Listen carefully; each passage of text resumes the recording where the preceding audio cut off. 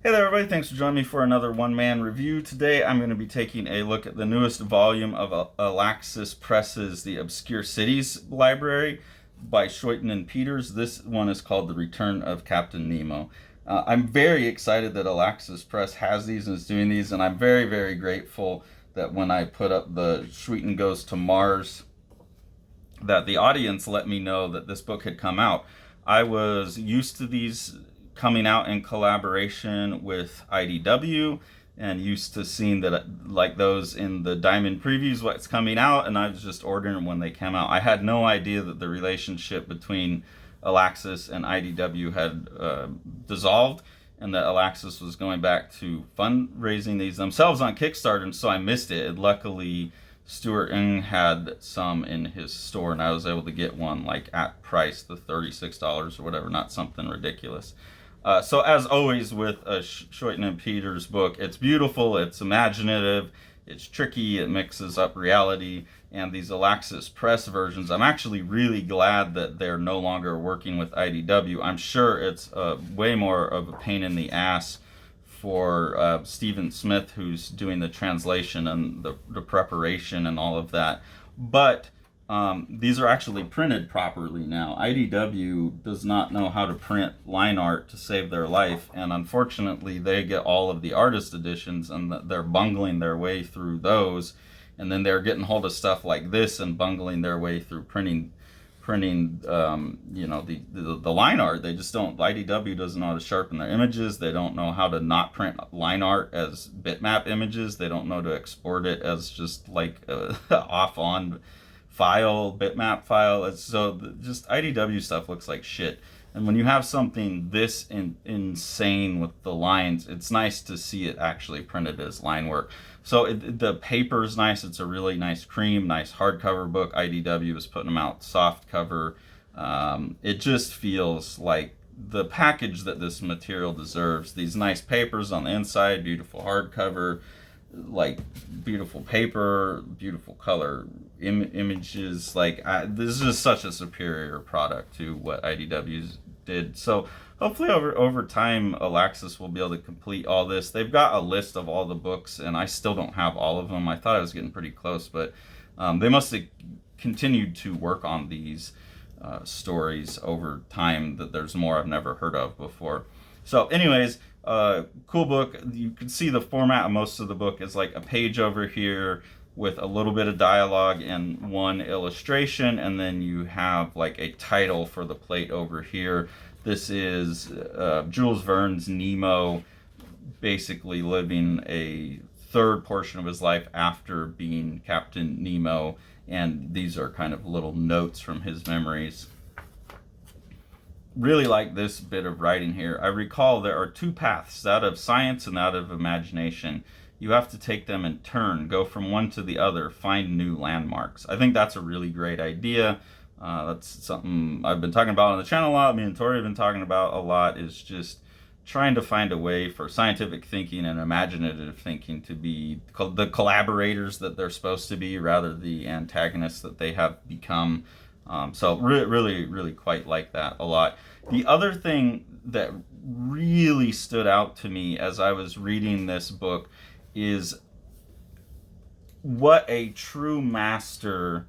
I mean, obviously Schuiten's a master of line and drawing with line, but there's evidence of like his versatility and his ability, not just his mastery in terms of like technique and composition and all that, but also his decision making process about when to use what techniques where.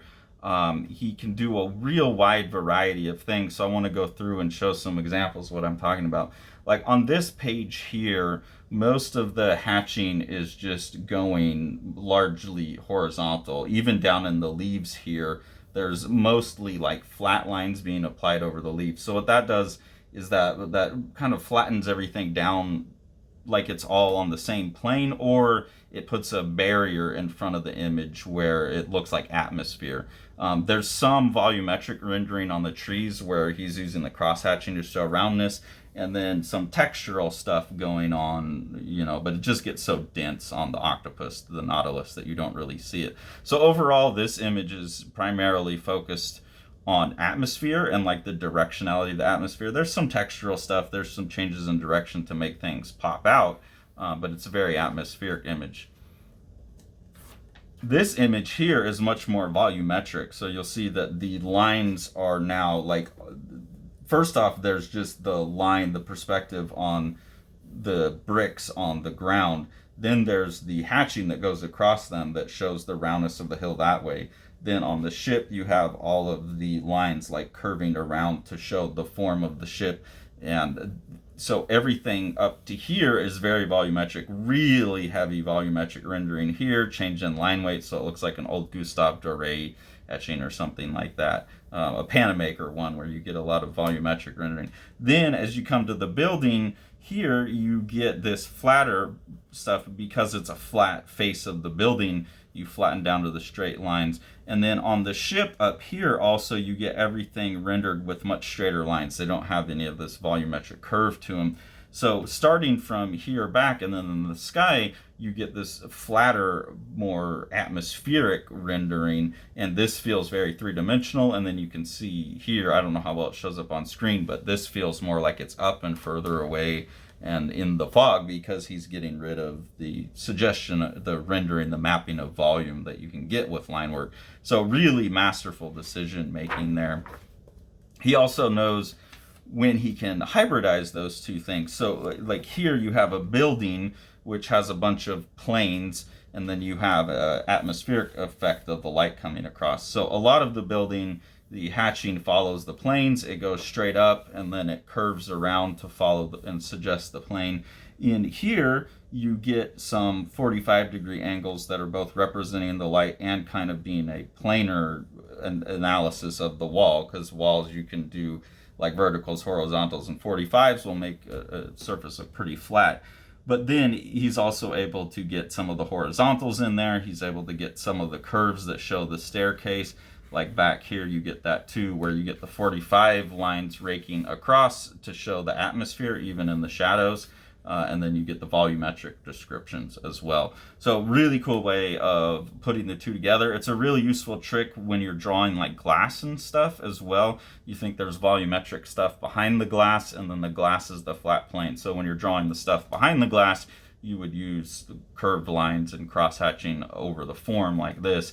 And when you're drawing like kind of things happening on the glass, you might want to hatch more flat. It's something I thought about a lot in Strange Death. If I drew windows, I did very programmatic hatching, and if the object was not in a window, then I would curve it. Then using that, here we have the cross contour effect, but it's not being applied to show the volume of anything anymore. It's being applied to show the ripple in the water. So now we do have the rendering of a flat plane, and all of these lines remain largely parallel with like a slight warp to them as they come in here to the tentacle popping out. And then the image that shows up in it is just line weight variation, spacing, and all of that kind of thing.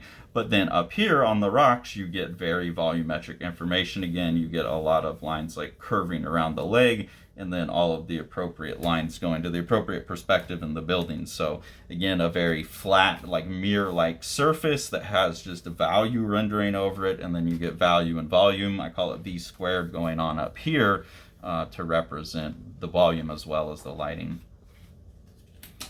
Another really cool example of like a hybrid, a use of hybrid where he's doing both volumetric rendering and atmospheric rendering. It's oftentimes hard to do them at the same time because they can compete with each other, but really compositionally clever here that when you're rendering buildings, and this is in a two-point perspective, you lose your horizontals, but you still get your verticals, and then everything else is at an orthogonal heading to a vanishing point. So here he maintains the verticals. Like here on the roof, there's no lines going at this, whatever this is, 60-degree angle or whatever, that would show the volume of the roof going back that way. And this is not rendered with any horizontals or anything. So the roofs get this vertical line, and that creates the atmosphere because it lines up with like the fog, the gloom of the gray everywhere. But then on the buildings, he can get the orthogonals, which show the perspective. So then he's getting the volume behind the fog, and then there's some more like effects here for smoke and the characters and stuff like that. And then, you know, some more volumetric stuff here, some textural stuff on the Nautilus.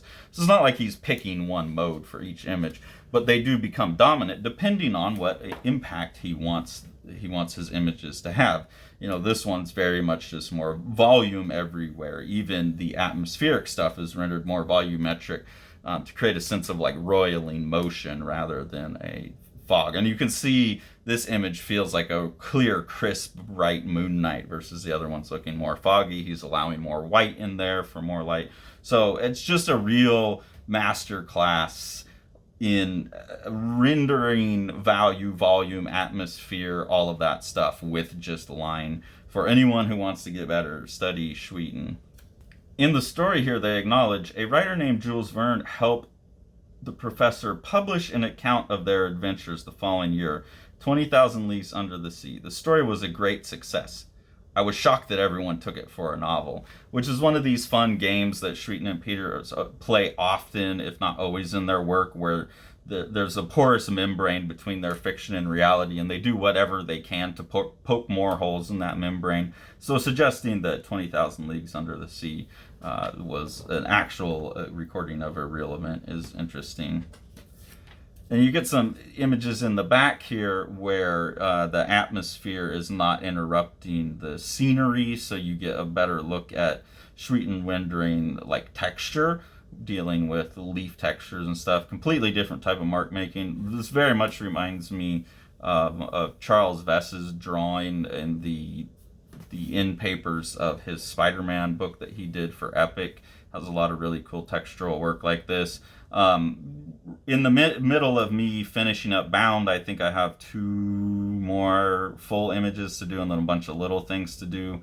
As of me recording this video, I've been drawing shrubbery for a couple months now, and I'm still able to appreciate how well done this is. I'm not that sick of shrubbery yet. That's how good this is.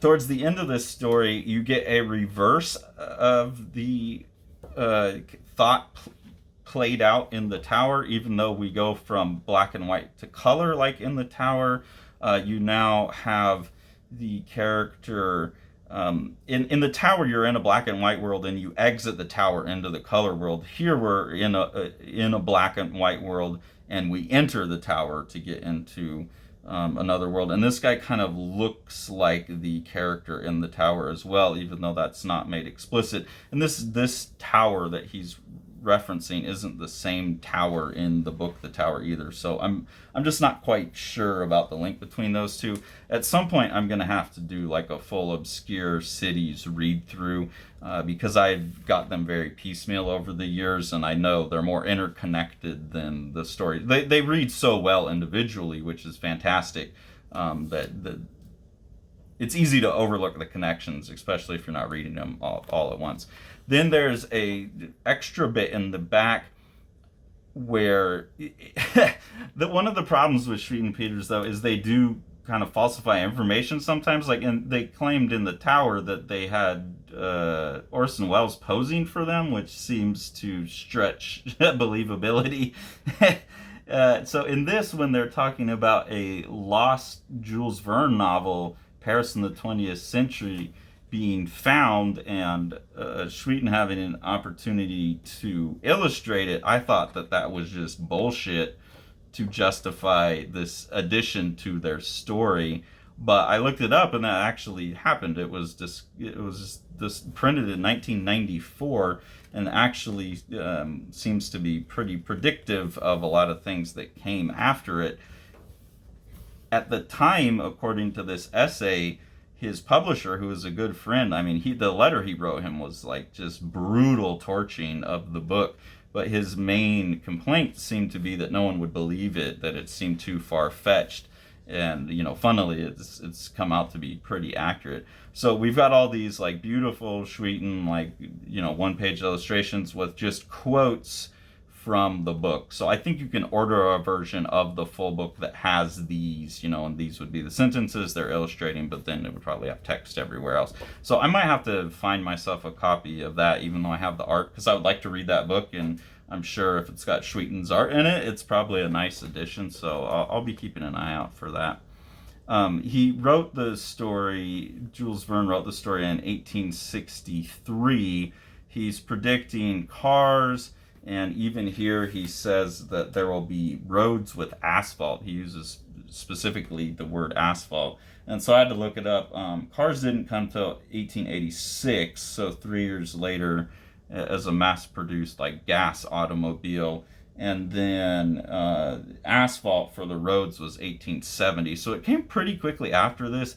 I think it would be a bit insane to say, or a bit unaware of how things work to say that he was being prophetic. Like, obviously, if a car is like being publicly available 3 years later, this has been something people are talking about in the same way that I've been talking about like the AI and augmented reality and heads-up displays and all these things that are just starting to come true. It's not like we haven't heard people talking about those things for many, many years. So it'd be silly for someone to go back and look at Transmetropolitan and be like, he got so much right. It's like, yeah, the scientists were talking about these things, though. So I wonder, how much of that we feel about Verne just because we weren't there and we didn't know what someone who was really paying attention to the latest developments was hearing about. But it's interesting and impressive. And then in researching asphalt, I felt asphalt goes back to ancient Babylon, which I didn't know. But that's a cool fact to find out. Then there's some essays in the back. I didn't really read these because I'm reading so much that I just tend to skip over these things. But man, would I love to have that edition of that book. That looks beautiful, and just some more cool Schuiten art there. And then a really nice color image of the Nautilus. And apparently this was a design for a sculpture that got made. They're talking about this was an idea for a sculpture.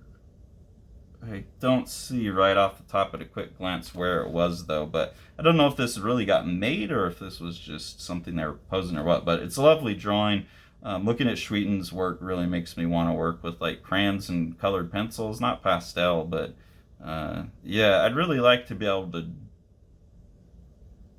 draw with color rather than painting.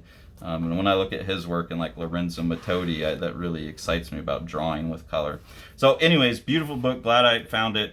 I hope Alaxis continues to crowdfund these. Like I said, there's a list in the back of all of the works, and maybe about half of them do I have copies of, or 3/4, and then there's a bunch that I've never even heard of.